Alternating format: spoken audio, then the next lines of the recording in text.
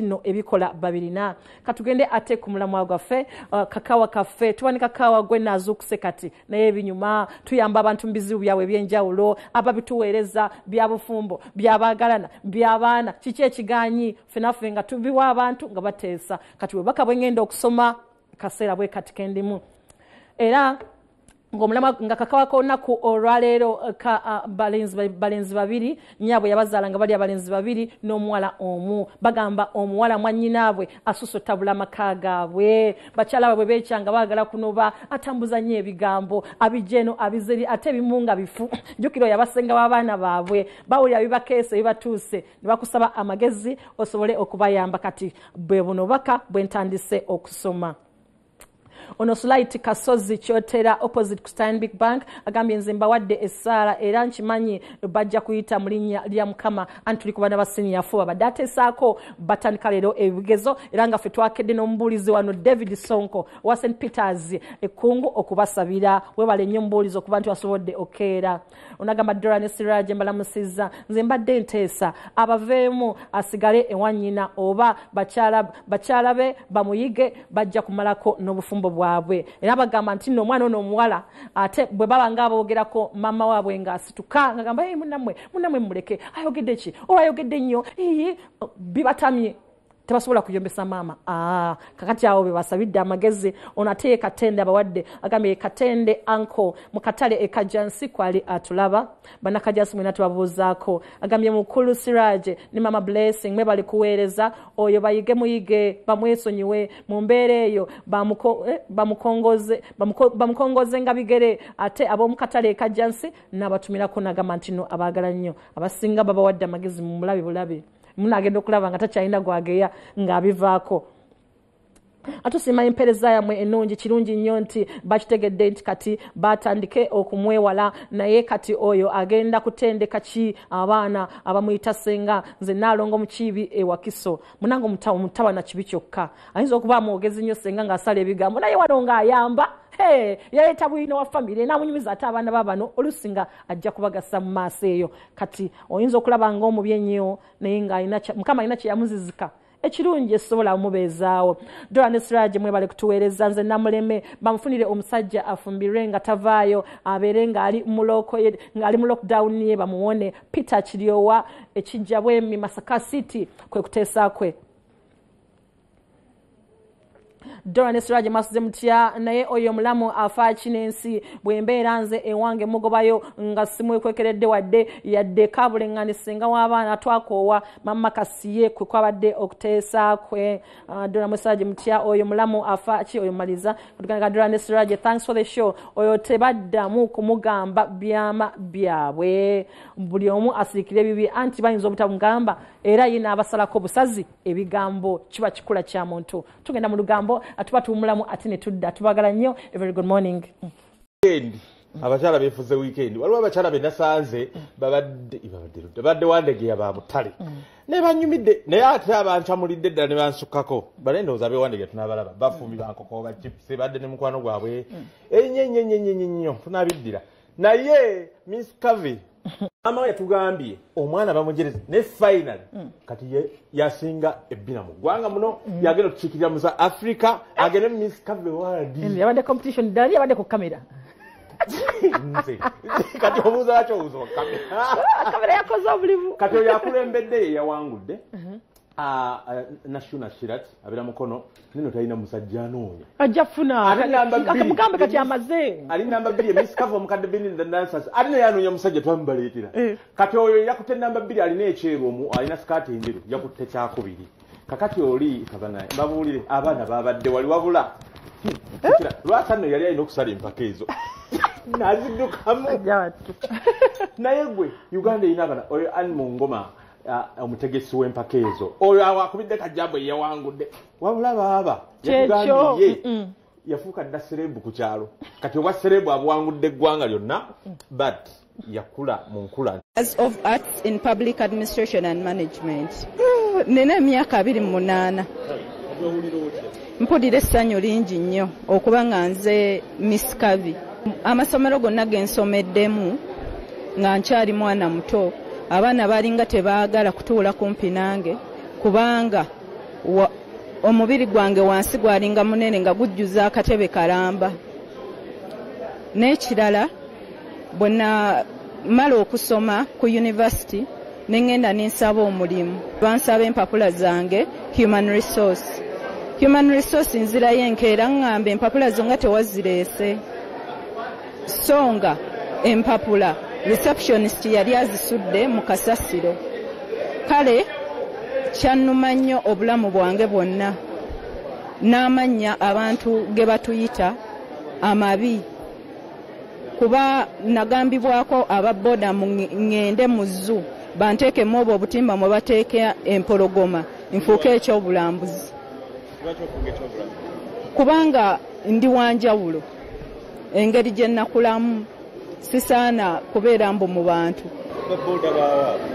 Ab'omu Kampala kye balabanga ekibi kyekyo kye ŋŋamba okwenyumiriza mu ngeri yo gye wakulamu ekifaananyi kyo kikutuusa wala. Kati nzaani nze Miss Kavi Uganda. Omwami omwesimbu, omwami aweesa ekitiibwa, anampa ekitiibwa nga nze, afaayo, alabirira ng'alina ku ssente. Kati nange nzaani, nange ndi sereebu. Abaami balowooza ndi wa bbeeyi. Era nze kale ne neetwala yange abaami bantya newe ekitiibwa sinze gwe bamanyiira obumanyizi. Olina okweteekateeka okuntuukirira. Mbeera ne maama wange waka. Lwasa alabika empisa ze ndowooza si ze nnungi. Bakyala bameka bonna bamulemeddwa. Abalina abaana bwe batyo mubawe courage, temubamalaamu maanyi. Kubanga nange we yangamba nti ayagala kujja mu Miss Kavi saamugaana, namugamba nti Mukama bw'aba agambye ogende genda. Era ne musabira nti akuteekeko omukono owangule olage nti abantu abanene ba mugaso. Nasuna Queen, congratulations upon being crowned as Miss Kavi 2022-2023, and we continue to wish you the best as you participate in Miss Kavi Africa. Put in more energy. We need this crown really, and as we also push you to Miss Kavi World. Ekyo kati ababoda abamuvuma wakati babamulengedde kubanga babamanyi naye enseno toyina right kuva muntu. Waliwo omusajja era omeyo bamusomesa tuli mu seminary, father yatunyumizaamu oba father kasajja nkutumidde nnyo oli ndoza Sentimbage gaba seminary nti nno omusajja omusizi w'ebifaananyi manye Roma basiizi nnyo abedde jjukira bali abedda kati yayagala okusiiga Jesus kwekifaananyi kya Jesus tulaba asiiga kisiige nga bafumiitiriza kati bwe yamumaliriza naga kansiige ne sitaani n'agenda mu kibuga Roma n'anoonyayo omuntu alinga sitaani bwe yamuleeta asiige sitaani namugamba naye ate wandeese dda nti onsiige nga ng'ondabirako nga Yesu bwe yali afaanana ate ayinza gw'oleese ati ninga sitaani kitegeeza nti abantu bafaana toyinza gaba muntu nti alinga sitaani kuba tomanyi tomanya oli Katonda ye alina ekigendererwa akikatira bw'omwana yagenda tuweesa ekitiibwa Miss Kavi Africa ziriyo nga 25 Novemba. Abafirika bonna bagenda kujja Nigeria tebayatubbire wano tubasinza bifu tubasinza bifu abuuzizza omwana naye gonna owangula eza Africa kati ate ki ebiwangula mbirina omwana oyo wabula baaba olemwa nange ku Friday twabadde awo Moses Matovu habula bannaye batukole tutya bamawulire tulabye twagenza okubuuza Moses Matovu ebibuuzo abalina ekivulo betegekera ekivulo South Africa October nga 22 weekend eno Moses Matovu yatandise tule kichalinga ng'omanyi bannaye mbabuulire waliwo abantu abamu nga oba bannaye okuganga abantu abakulu tubagendeko tutya kezi yasosobuuza ekibuuzo Matovu naga ati gonyooma nnyo ozalawa nange ne mubuuza ekyo omuntu omukulu kati kati omusajja omukulu naawe obuuza kintu kyakyana kito kwegamba olemwa olukiiko twaluvuddemu nga tubuliddwa yabadde abuuza mwagende Canada waliwo abasigalayo ngati ebyo yakito kakati nange mbubuuza mukulu tuyitiremu ebyo muze music bwazatambula up to independence essaawa eno vis-a-vis your profile of Africa band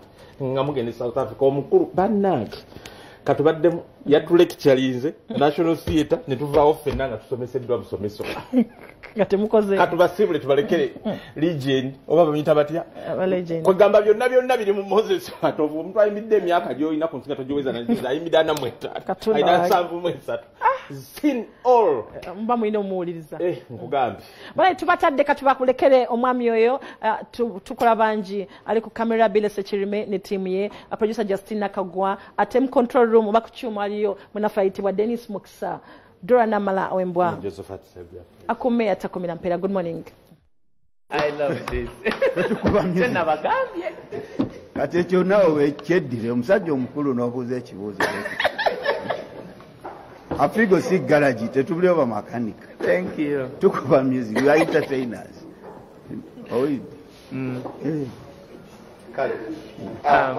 Tumaze emyaka nga tetukola. Akiringa gwokola ku Monday ne Sunday towumula. Kisinziira naye oba tozunga buzunzi. Oba olina ebintu byokola commitment. Bali bogamba abasigalayo balinayo programu zaabwe. Neffe bandi weeri tujja kubanga tukuba. Pozi n'ekirala tufe nnyo ku kya music okusinga ate ebintu ebirala. Bw'oba nti oli ku mulamwa gwa music tugitwalawa naye tuleme kuddamu obwo buntuntu tetujja kubaako gye tukola ki tufune ebintu eby'omuzinzi. Yes, simanyi oba nkuzeemu bulungi. Pozi n'ekirala ky'okungamba nti oba ninga eraliikiridde gwe tolina tooki ekuba mu mutima gwe n'ebyendowooza tolina Katonda ajinganga bw'otyo. Ffe abamu tuluddewo naye mubeere mufune respect muleme kuba cheap n'obuuza kino n'obuuza kiri mwalidde kyewammwe weeraliikiridde